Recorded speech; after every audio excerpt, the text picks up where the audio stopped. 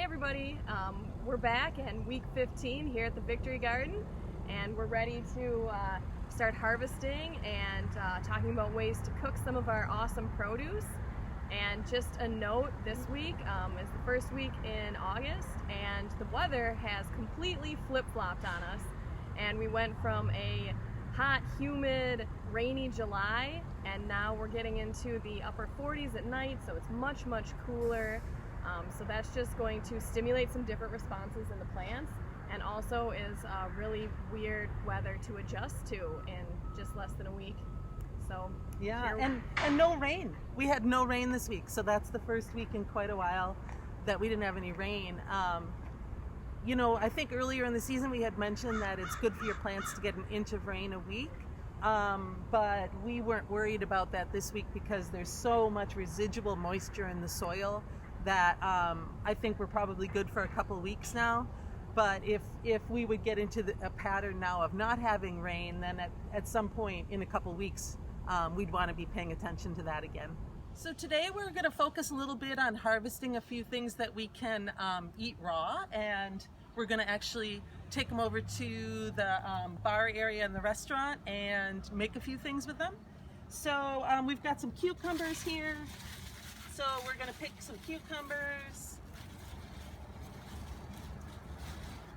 and we also have some cabbage that's ready.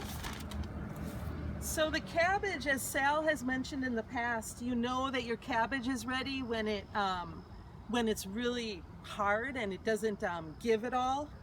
And so this one here, you can kind of see the top of it looks very tight and kind of shiny. And this is hard. It's like a basketball hard.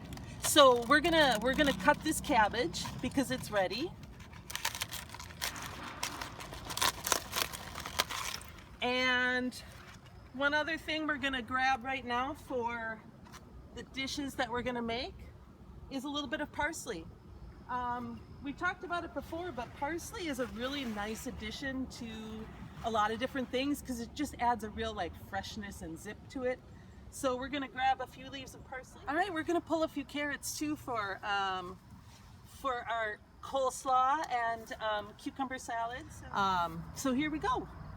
We've got carrots. So here I'm going to point out a predation issue that we've had in the last week. So our tomatoes are just starting to get nice and ripe and red.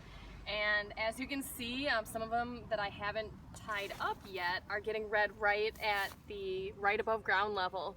And so it looks like in the past week, maybe even pretty recently, we had some sort of small animal come in and just devour one of our tomatoes. So you can tell that this is rodent just based on how the tomato has been eaten. So it was close to the ground, that one, was taken, and there's some little chunks around, and then right here, the tomato next to it has a little nibbles taken out of it. So this is indicative of a smaller creature, like maybe a rat or a mouse, or sometimes gophers or ground squirrels will predate your crops like that. So one of the things you can do to prevent any sort of rodents from predating your food is to try to keep stuff up off the ground. So if I had done a little bit better of a job of trellising these tomatoes, they might have been higher up where these roving creatures just wouldn't notice them. Otherwise, just having some guard dogs or cats around is usually a good way to keep them away. And I just want to point out that more of our flowers are flowering. So these are the Tithonia, Mexican sunflower, and some sunflower. And these are really attractive to pollinators. It's a little quiet right now because it's such a cool morning, but there is one super sleepy bee right here on here. But yeah, on a warm, sunny day, these things will just be buzzing with various kinds of pollinators. And monarch butterflies really like this Tithonia too. So nice flowers to have in your garden. So just revisiting these bean plants, they are starting to put on some of their beans, and we just wanted to take a look at them. This is where gardening goes from just making food to feed yourself to growing food that is also incredibly fun and unique looking. So these are a yard-long red noodle bean is kind of the variety. So these beans will get even longer, and they will still be completely And there's a little wasp friend here. But these beans are going to get even longer, and they're going to be completely edible, and they're just the wildest thing to cook with. So just a quick note on washing produce before we get into cooking with it. So because we are growing this garden ourselves and we know everything that we're putting into it, we don't really need to wash everything super thoroughly. If it's really nice and clean, like these cucumbers, they were growing up above the ground and just look really nice, so not worrying about rinsing them off. The carrots, we actually, Sue just washed them off with a garden hose, just sprayed them off, and they're looking great. So this produce, it's one nice thing about growing your own is that you know that this has not been handled by a lot of people, and really you should be able to work with it pretty easily. Your supermarket stuff you're going to want to rinse off before you use, just because you don't know who's been handling it or if there's any sprays that were applied to it before it was harvested.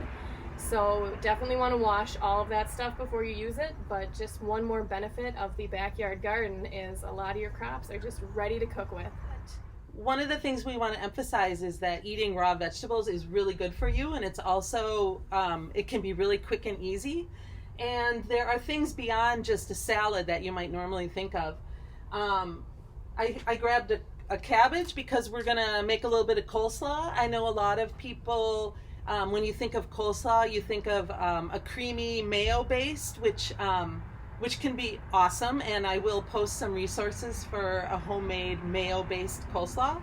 But you can also do more of a oil and vinegar based coleslaw.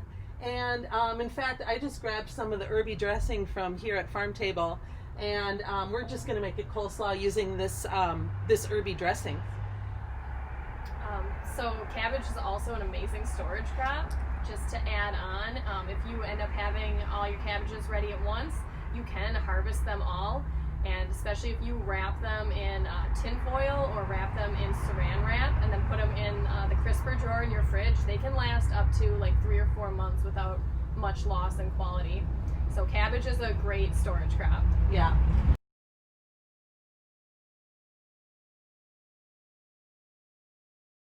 So here we've chopped up some of our cabbage, and I've sliced some carrots. If you like thinner pieces of carrot, you could also use a potato peeler to make thin little strips of your carrot. Another option is to use a grater, and then we're just gonna mix this up with an herby dressing, and that's gonna be a really quick, delicious raw vegetable, side dish, or even meal.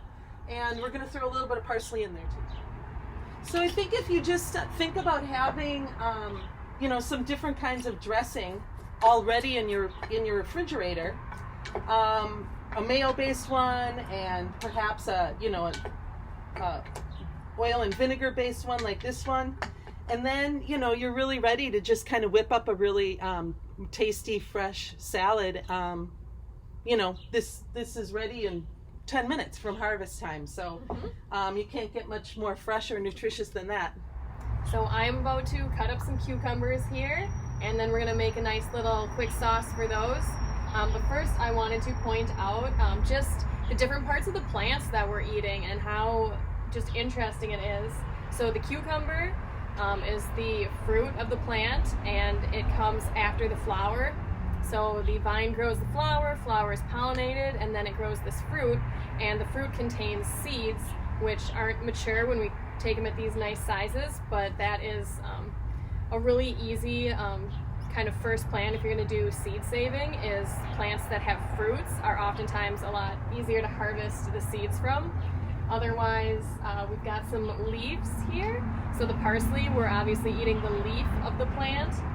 And same with the cabbage. The cabbage is just going to be some really densely packed leaves.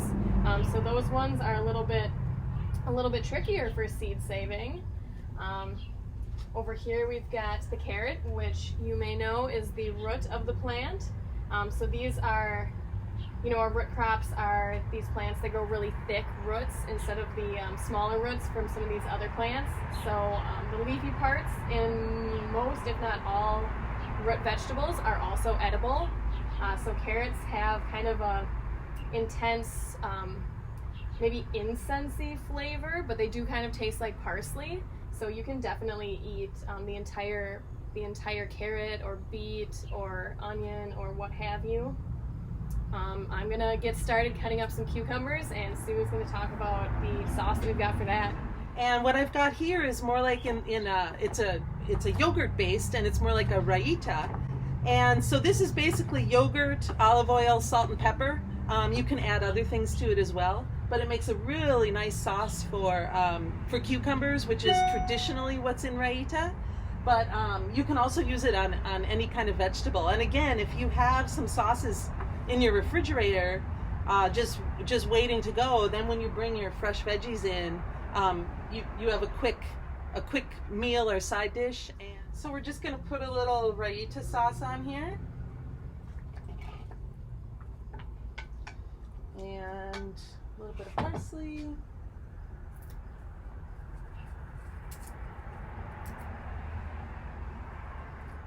So this is just going to be a really, really nice fresh side dish.